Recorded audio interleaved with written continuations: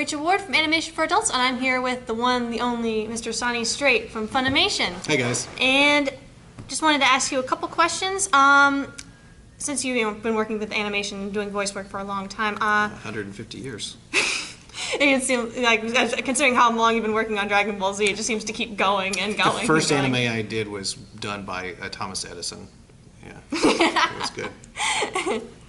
Well, I know one of the reasons you're here is because for the whole big premiere for Escaflowne and the new dub, and I guess I was wanting to ask, I don't know if this was already asked in the panel yesterday, but when you were virtually brought on to be the ADR director, was there any particular way you knew that you wanted to take the dub that previous dubs maybe may not have done, or just something different? Well, I know I was scared to death because I was fighting against a major nostalgia factor. Mm-hmm. This is a beloved series. I mean, we did this Kickstarter to see if there was any interest, and my gosh, we went way over what we were hoping to get. So then I'm like, okay, before it was just kind of like, this will be a fun project to do, to redub this, and I thought it would go unnoticed. But now it's going to be seen by a lot of people, and a lot of people are investing their own money into this. Yeah. But I couldn't let that affect me. I had to approach it honestly in the way I thought this series should be. I wanted my actors to have a lot of depth. Yeah. And especially even like Merle, this cat girl, right? Yeah. I had a lot of people audition, had some great cutesy voices and stuff like that, which would be adorable in any other anime. But I needed something with some depth, and that's why I cast Alexis Tipton as it, because she can do cute, but there's an honesty about that makes it believable. Yeah, I mean, even from only the 2 episodes that we got the opportunity to watch the other day, I could already kind of pick up on that. Even not just her, but all the other, Caitlin Glass and Aaron, of course. Akane-san said that we hit every emotional note, and that he was sitting there watching, and at one point he thought, when did Vaughn and Hitomi learn English? I know. I was like, oh my god.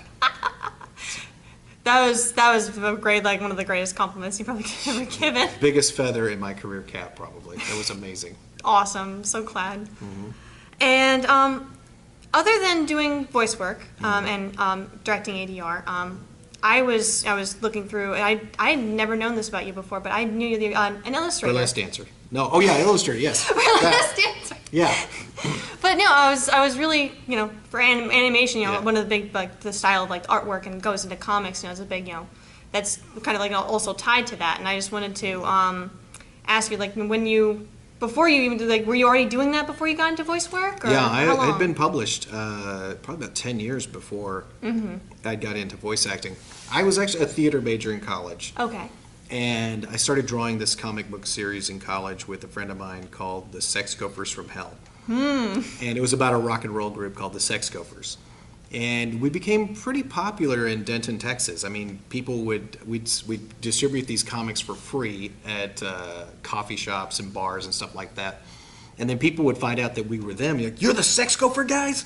And they would buy us drinks and invite us to parties. I remember one party, they invited my friend Bill and I to draw a mural of the Sex Gophers on their wall in the house. So it was cool.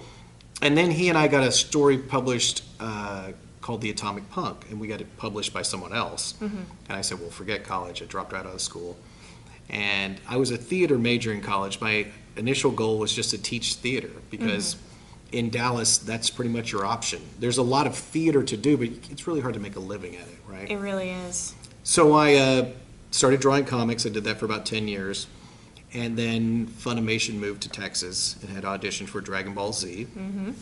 And that was like my childhood dream, was to be a cartoon voice actor. I loved Mel Blanc, and I was doing Donald Duck at the age of 4. Oh, awesome.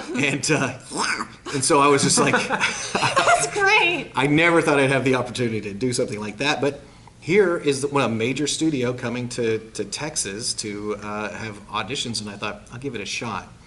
And I ended up getting Krillin. And, Krillin dies a lot, so it's still kind of a part-time job. But then I got Toonami Tom, and I realized I stumbled onto a career. Yeah, and then the rest is history from then on. And both feed each other. I still draw, too.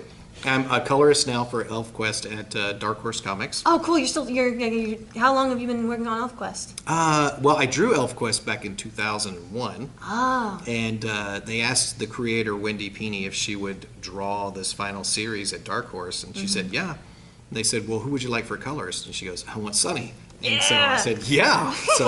So I'm coloring ElfQuest again, and it's awesome, yeah. One other question in terms of voice work. Out of all the roles you've done, since you started with, Krillin and everything, which is the one that's been the easiest for you to kind of jump into? Like, I know they don't really, some roles they don't really prep you for, but.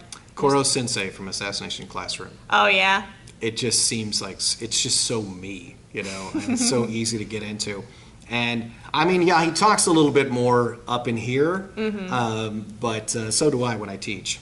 So, and I teach classes, and it was so weird. I started teaching the same week we started recording him. So I started teaching voice acting classes, and they would kind of parallel, and I would be like, oh, he made me a better teacher because he would explain what we're doing, and then he would say, and this is why. There's always a lesson at the end.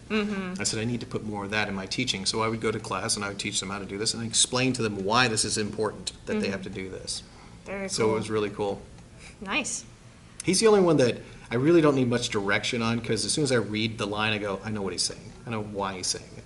And conversely, the most difficult one, are you in terms of the voice training, or that would be Usopp. Usopp, oh boy, yeah. Yeah, because Krillin's right here, right?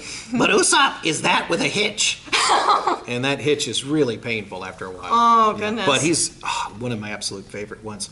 If you had asked me before I did Koro Sensei, which was my favorite, I'd have to say Usopp. Oh, really? Yeah. Usopp, I just thought he was going to be comic relief, but he has so much depth, and his story arc is amazing.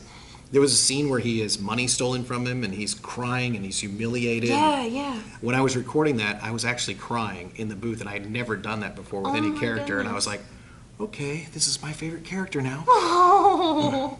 You've gotten made a deep connection with the character, and was like, oh, crap, I'm crying. And that only happened one other time, and that was recently with Koro Sensei toward the end there. Man. Yeah. Wow. Oh. You make the interviewer cry.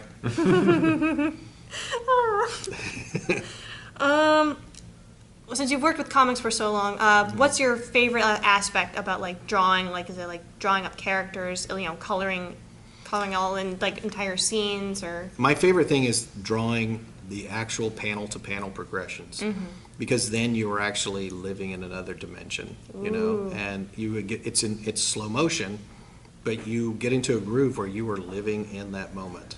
Nice. And, yeah, that's what I like the most. Sweet. Right. Well, thank you very much for joining us in our coverage for Otakon 2016, and see you later. Watch Escaflowne.